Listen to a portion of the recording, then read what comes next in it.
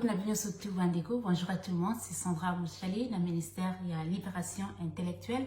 Dans mon lelo, na linga qui n'a partagé na bino sur ma solo il y a présence en Zambie na kati na biso bato ya mokili.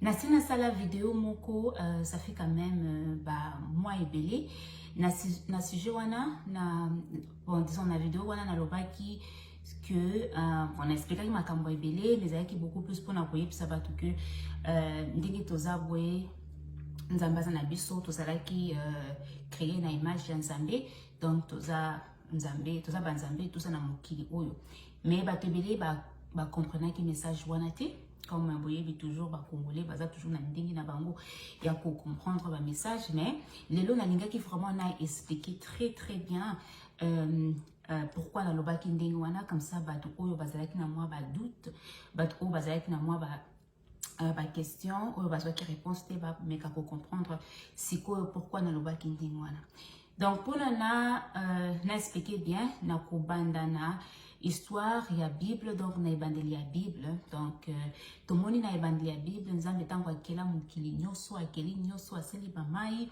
asali abanzete asali banyama asali biloko nyonso tu ya mokili misiko nzambe tango atali na mosala na nyonso tu wana asalaki alobi me mokili oyo vraiment on asali yango très kitoko mais eloko moko ezozanga na mokili oyo donc nzambe atali vraiment alobi ke sans eloko wana eloko nyonso tu asalaki ekozala na sens te donc il fallait vraiment nzambe atia sikoyo signature na ye na makambo nyonso tu asala na mosala nyonso tu wana asalaki donc signature ya nzambe yango lelo bandeko nayebisa bino que signature ya nzambe ezali nde présence na biso bato na mokili ezali nde biso bato parce que tant nzambe akeli biloko nyonso tu na mokili aye kosukisa na biso bato ye moko alobi tango atali nyonso tu ezalaki très kitoko abakisi biso akeli biso mwasi na mobali donc bato baza na babible na bango bokoki kokende botanga na Genesis donc bokende kotanga bokomona que nzambe vraiment tango asalaki mokili mobimba biso bato tozalaki bato ya suka donc tozalaki vraiment signature na ye eza lokola mutu oyo asalaka badessin na ye tango asilisaka nyonso atiaka mwa signature na ye mpona elakisaki vraiment ezalaki mosala ya mutu oyo donc biso vraiment toza basignature ya nzambe na kati ya mokili donc sans biso bato mokili oyo na nyonso to eza na ngo na banzete na biloko ya kolia na babiloko nyonso to eza na mokili oyo elingaki ezala na sens te donc il fallait biso bato ya sikoyo to accomplir tosukisa mosala oyo nzambe asalaki na mokili donc création na ye sikoyo point nanga oyo nalingi naloba par rapport ya présence ya nzambe na kati na biso oyo bato nyonso tu bacomprenaki te ntango nasalaki video ya liboso ezali que ntango sikoyo nzambe akeli biso avant kuta akela biso alobi très bien akosala sikoyo bato na image na ye donc asali biso na image na ye pour dire que biso bato tozali créer na image ya nzambe donc lelo frère nanga ou sœur nanga soko ke liboso ya miroir okomona image na yo donc okomona yo moko na kati ya miroir okomona moto mosusu te okomona nzete te okomona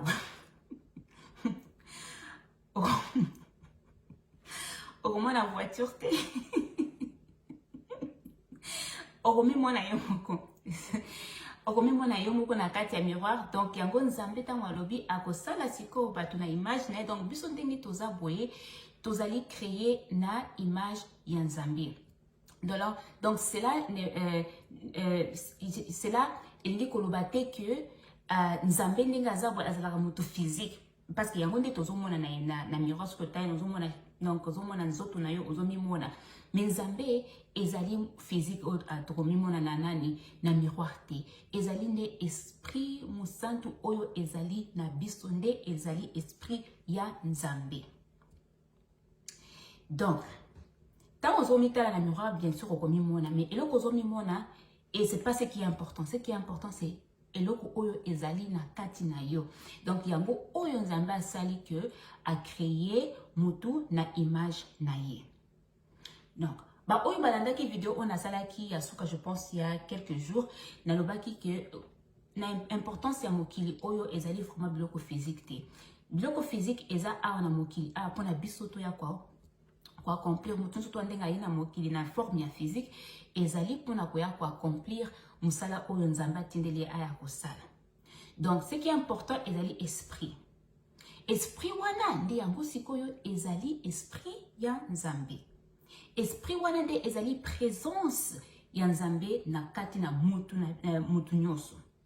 Yango dalingaki na lobaki na vidéo nanga ya liboso on a sala ça fait de moi que tozali banzambe. Pourquoi tozali banzambe? C'est parce que tozali na présence ya nzambe na kati na biso. Donc mutu nyonso tu oyo atambolaka na mokili azali na présence ya nzambe na kati na ye parce que azalaki créé na image ya nzambe. Donc présence ya nzambe ezali na kati na ye.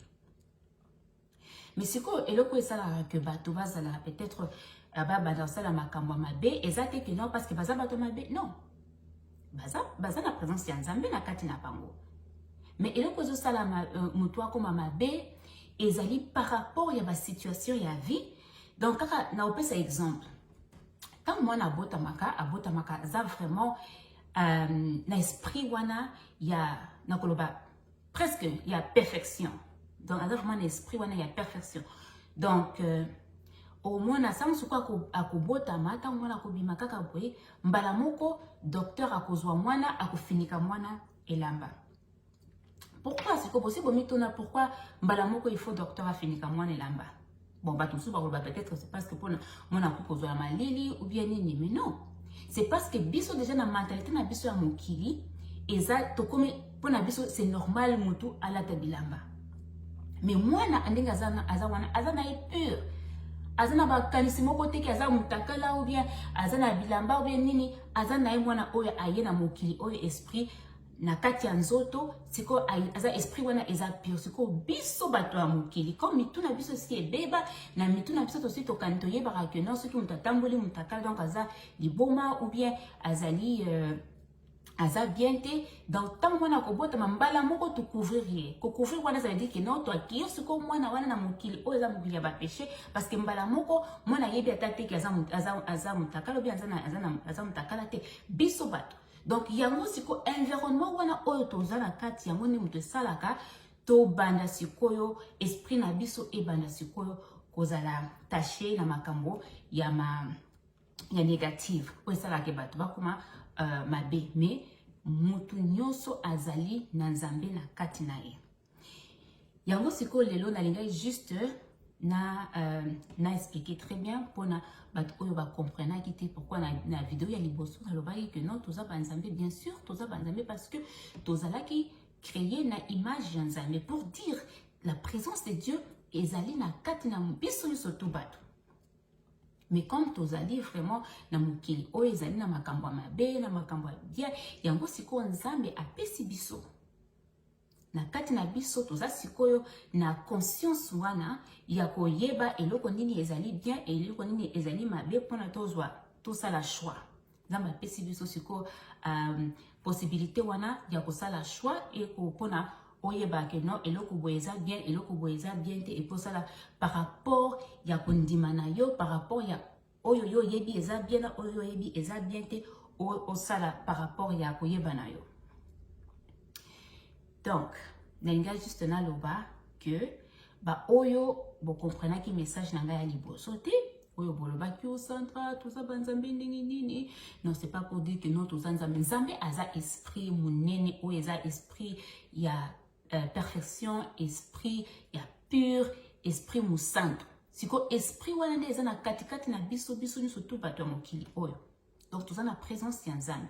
Et le kozo sala ke biso to sala siko bato o purité la esprit na biso ezali vraiment mukie eza parce que toza na mokili oyo eza plein de péchés.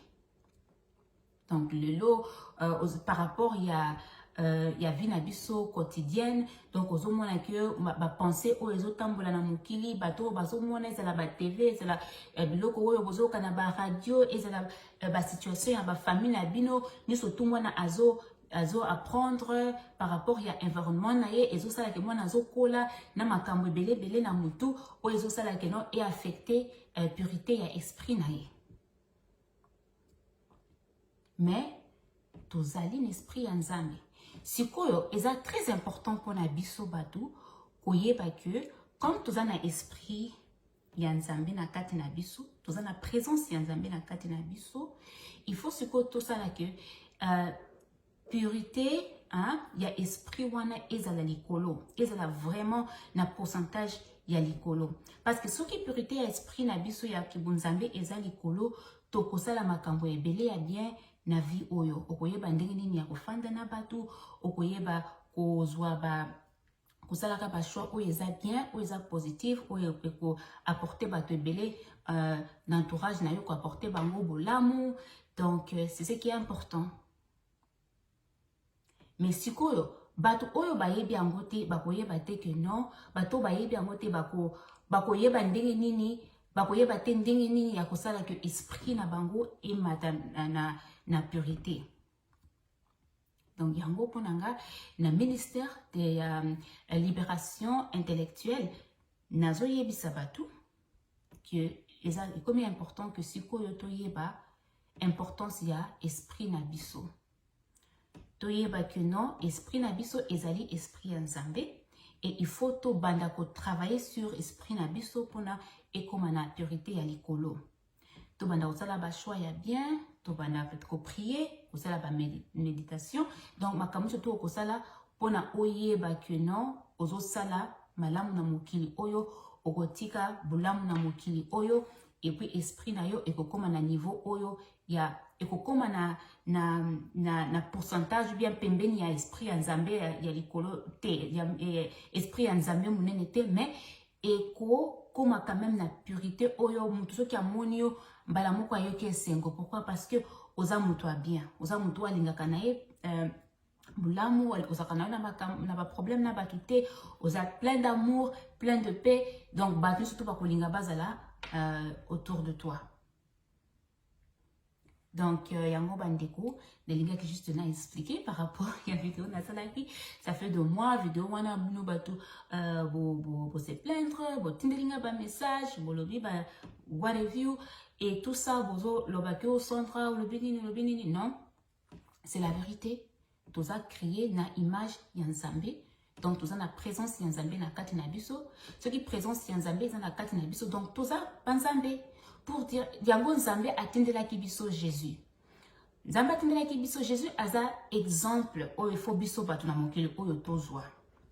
Tellement que batu bafandaki na mokili pendant des années ba ene ebele ba bongaki ke bazalaki banani ba bongi vraiment ba yebiso sute ke no baza l'esprit ya Nzambe na kati na bango. Donc Nzambe atindeli biso Jésus pour na Jésus aya siko ko sokola mutu na biso. Pour to comprendre que toza na Nzambe na kati na biso. Yango toloba la Bible nous dit que non Jésus aza mwana Nzambe mais Jésus aza pe Nzambe. Eza exactement ndenge toza boye. Tozali pas na Nzambe parce que toza créé na image ya Nzambe et toza pe Nzambe parce que toza na présence ya Nzambe na kati na biso. Mais purité ya esprit na biso nde eza na se. Parce que toza na mokili moko oyo eza mokili ya makambo ya matériel et tonda makambo ya mabe et c'est ça. Mais en tant que moto oki kosala que non osala que esprit na yo ekoma na moi purité ya bien. Donc par rapport ya ndenge ozo vivre, ozo éviter na yo ba problème, ozo fanda na yo bien na batu, ozo prier. Et puis, tant que nous prier, zateka ko prier, ndenge toyebeli ko prier vraiment ezali kozala na union wana entre yo na Nzambe et que esprit na yo ekota vraiment na contact na esprit ya Nzambe comme ça vous communiquer Nzambe apesa yo ba direction Nzambe asolola na yo comme ça oyeba ndenge nini okotambola na mokili oyo na ndenga bien. Donc, c'est ça, bandeko. Les alingas sont ramouchalés dans le ministère de la libération intellectuelle. Les lois n'alinga qui vraiment n'a expliqué présence et esprit na katina biso. Donc, bandeko, ndenge boye ba ndenge boza boye ba que mutu nyoso na mokili oyo ndenge azotambola na mokili aza na nzambe na kati na ye.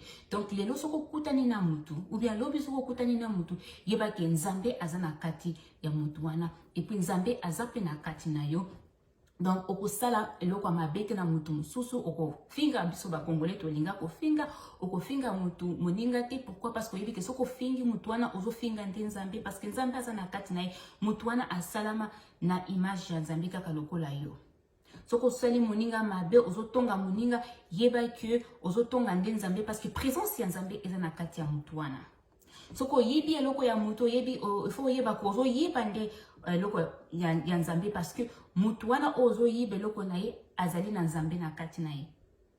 Donc yango na linga ina suka awa tozalaka bato bien eza facilité surtout na mokili oyo eza facilité bato mosusu baza facilité mpona comprendre bato question eza comprendre mutu te eza komi comprendre yo moko eza comprendre esprit na yo eza comprendre ndenge nini ya kokolisa purité ya esprit na yo parce que soki omi comprendre bien omi yebi bien okotambola bien et puis comprendre okomeka koyeba bato mosusu okokoka okomiyeba et puis okoyeba ndenge nini ya kofanda na bato wana par rapport ya ndenge nini yo ozali.